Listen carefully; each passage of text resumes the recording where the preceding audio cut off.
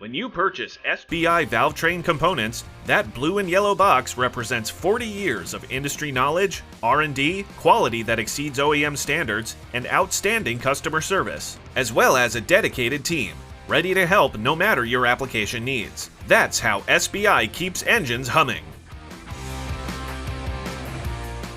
Hello YouTube and welcome back. In this video we're going to be talking about converting cylinder heads to unleaded.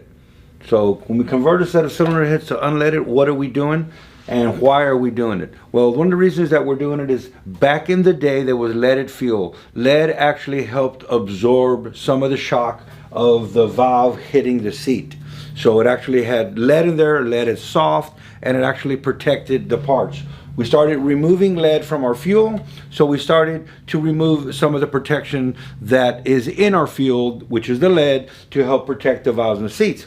Also, back in the day we had cylinder heads that had a lot more nickel in them, and the higher the nickel content, the stronger the seats are. Then we started having the energy crisis. We don't need to go in the exact time, day, period, place, because that's not why you're here for, especially for actual dates. But back in the day, 76-ish, and they started to remove nickel content from the cylinder heads and the blocks for several reasons. One is cost, also the weight. Nickel is heavier than a non-nickel block. We don't need to get there, and don't give me any things about how much stuff weighs, how much nickel weighs, as opposed to all that being said or not being said. We started pulling nickel content out, which made the cast a lot softer, and then we started to remove the lead out of our fuel. So 2 and 2 combined, 2 and 2 make 4. You didn't come here for your math either. This particular set of FE cylinder heads has never had a valve job, and the seats are actually beautiful. I'll probably put a picture right in there, zoom in on the seats, and they're in great shape. Here's the valves. It's never been apart. Early model Thunderbird, real low miles. Here's the problem. I know that now it's going to be a driver, and instead of adding lead additive into your fuel, they sell a little bottle of lead additive. I might even put a picture of a bottle of lead additive. And you put it into your fuel, and that kind of helps it a little bit. Well, like I like to say, that's all great. If you don't mind spending money at the pump every single time for a Band-Aid, while it's in right now, it's going to be cost effective for us to convert them over to unleaded. What am I going to do to convert them over to unleaded? Is I'm going to get rid of these valves. They're hammered quite a bit. Could they go through a valve job? Yes, they could. They'll be a little on the thin side. Being exhaust, you're probably going to burn a valve. Right off the bat, I'm going to go and put a modern valve in it. When you buy the modern valves, I'm getting these from EPW, you get Ferreras, you get Manley's, whatever valve that you get, it's a better valve anyway. They're generally a stainless valve. This isn't a stainless valve, but it's a factory replacement valve, and they have a better head at the bottom of the valve. All that being said, little tip of the day. Did you know that the valve head is not the same material as the stem? If you notice that all factory valves, they have a fat spot right in here. That fat spot that you're seeing right in there, that fat spot is the weld. This is welded onto the stem. So you got a hump right there because that's the weld. So you have two dissimilar metals. Why is it that the head is welded onto the stem? The reason is it's a better material to handle the heat. Okay, this is also a factory replacement, so you can see the hump is a lot less. So when we go to a performance valve, we're going to put in a one-piece valve. The more spring pressure we have, we don't want to drop a valve by hammering it all the time and it coming apart. Generally, all modern valves now, especially in performance, are going to be a one-piece valve. So the valves that are made nowadays to replace these valves are a better quality valve, and it's made for unleaded. So I'm replacing all the exhaust valves. I'm not replacing the intake valves because they don't have much wear on them, and they're perfectly fine to go in an unleaded world. We're not going to have that problem. The problem we start having is with the heat on the seat and the valve, and the unleaded fuel without the lead, the exhaust temperature is going to be up a little bit hotter, especially on the valve and the seat. You didn't come here to get specifics like how much hotter, and if you did, sorry, I don't know the specifics, but I do know that they do run a lot hotter and drier without the lead in it. So what are we going to do? We're going to put in a seat. Seat looks like a ring. The seat material is a lot better, and it can handle heat a lot better. So what we're going to do is we're going to machine the cylinder head And let me bring you a little closer on the cylinder head and tell you what we're going to do. Let's just go ahead and get down on it. So here we are. Here we have a cylinder head. As you can tell by the seats, and I may even get a little closer, they don't even have any wear on them. I shouldn't say any, but I've never seen seats this really preserved. We could actually do a valve job, put it back into service if this was a restoration that we didn't even want to convert to unleaded. This set of heads could be converted to unleaded with just adding lead additive. But once again, we're not doing that. So what we're going to do is we're going to machine the seat. A factory seat is cast in the head. Back in the day when we started getting into 76, 77, 78, 79, 80s, what they started doing is induction hardening the seat. So if you look at cylinder heads that are induction hardened, you'll notice that around the exhaust seats, they're a different color. And all they're doing is essentially heating up the seat area and changing the temperament of the exhaust seat. It's still cast in the head. They removed, some of the nickel from the head to make up for it. They heat inducted, hardened the seat, making it harder, and it did work, and it lasts. What is the problem with that? If there is a problem with that, I don't know how close you want to be or not be, but it's only so deep. So when you do a valve job and you cut the seat, you could be cutting out the heat hardness induction heating there, because it's not very deep into the seat, because it's not a replacement seat. It's just been heat treated. So essentially think of the heat treating is only so deep, and depending on how much you grind on the seat or machine, you could machine the hardness away. What we're going to do is we're going to come in here and cut this out, machine it. I'll put it on the machine. We'll come back on. You can see me cutting the seat. I'll talk a little bit about it. You know me, I'll probably talk a lot about it. And then we're going to press in this better quality seat into the head. Now we can do as many valve jobs as we want, and we're not going to be getting into the hardness of the seat because it's a different material. We're only doing it on the exhaust because that's the only place that it's necessary. We're going to machine it, we're going to press that in, do a valve job, and then we'll be good to go. All right, I don't know if that was too much of an explanation. I think the best thing, the way I like to do it, is put it on the machine, and then I'll talk you through it as I'm doing it. And this is how we convert a cylinder head to unleaded fuel the right way. I'm not saying that any of y'all are doing it the wrong way, so maybe I shouldn't have added that. Let's go over to the machine. Engine Quest, your home for new OE type replacement and performance engine parts and cores. For our full line of products, visit enginequest.com or call 1-800-426-8771. Engine Quest, the name you trust for engine parts, cores, and recycling. All right, here we are. I got the cylinder head mounted. I don't really need to hear everybody telling me this doesn't mount on top of this rack. This should mount upside down, and then you roll this over and you machine from the other side. Great. I'm glad y'all do it that way. Old school. I got some other little tricks up my sleeve. I don't like the cylinder head hanging on the bottom of a rack. I never have, and I've never done it that way. That doesn't mean that y'all can't do it that way. This machine is made to be used the other way. There's tapers here in the bottom. This isn't of how to use your seat and guide machine.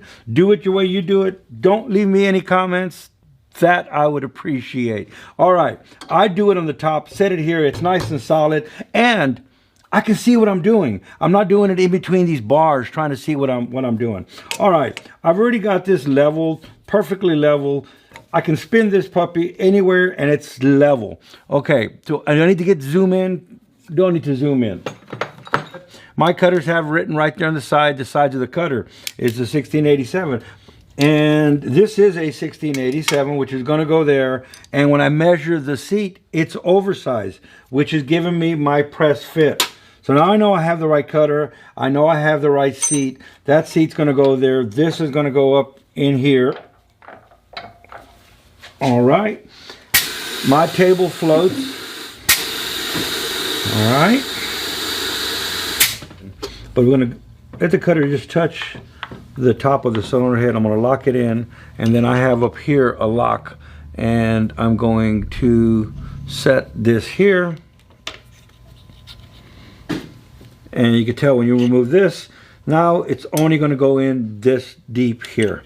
So when this hits that stops there. And a little tip of the day, I always leave the seat sticking up just a hair, and I like to top cut it. My tip of the day, you do whatever you want to do. Also, we've used this to cut other stuff. the last time, so I want to go ahead and check my speed. And that's way too fast. We want a slow speed. Watch my hands.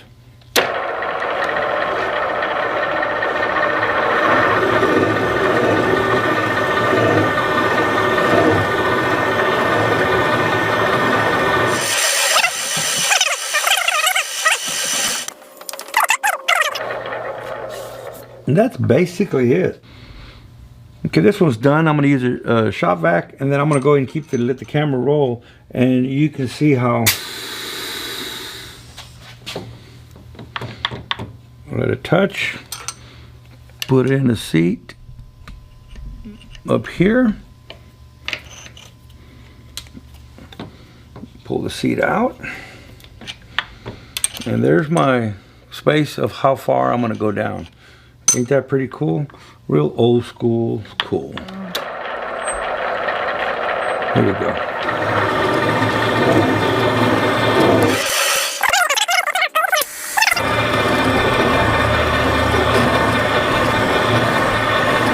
And as you can see, we're there. We're there. And then I'll let it just go all the way around a few times. Done. Done and done.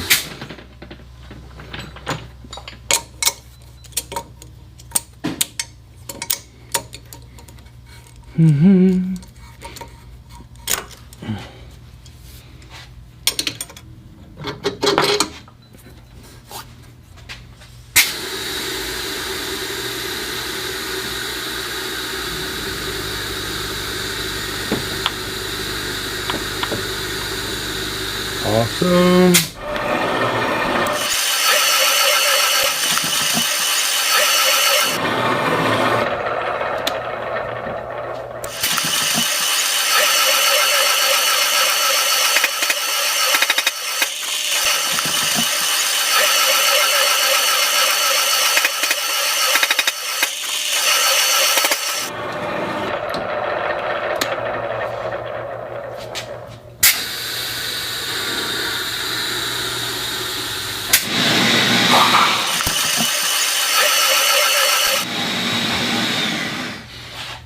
I do like to use some fluid wells in here.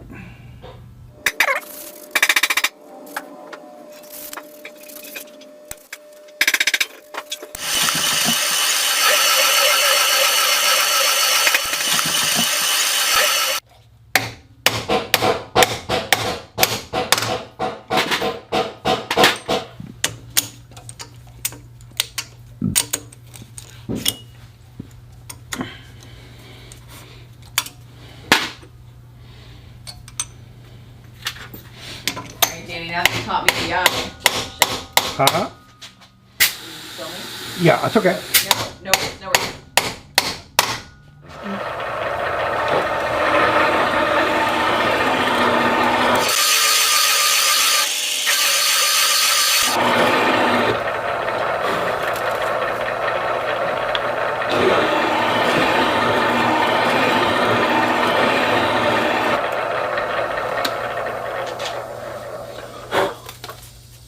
Look at that.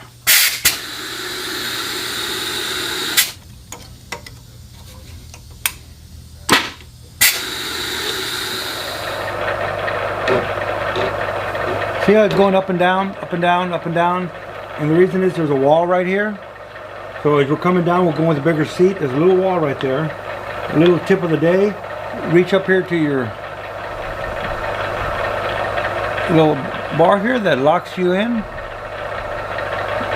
See here? What I like to do is just snug it as I'm going in there. And that way it's not going up and down, up and down, up and down, up and down, up and down. See that? And I got rid of that by just doing that. It stabilized my cutter from hopping up and down.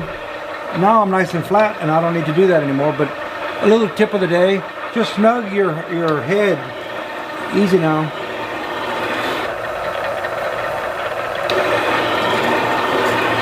Always a good thing. Also, I like to do that right at the end of my cut.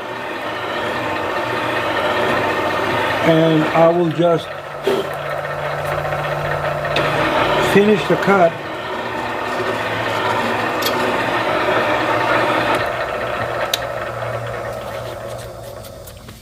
So right there at the end, and this is why there's two blades on this cutter.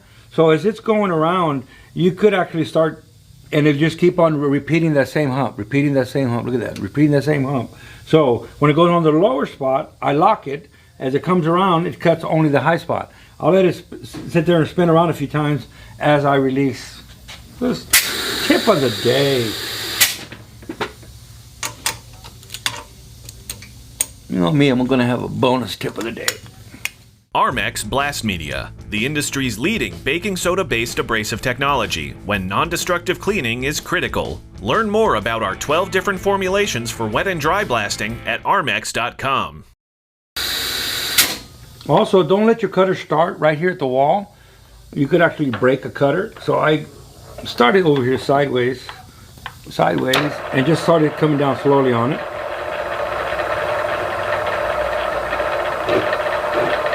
Hear that? There you go.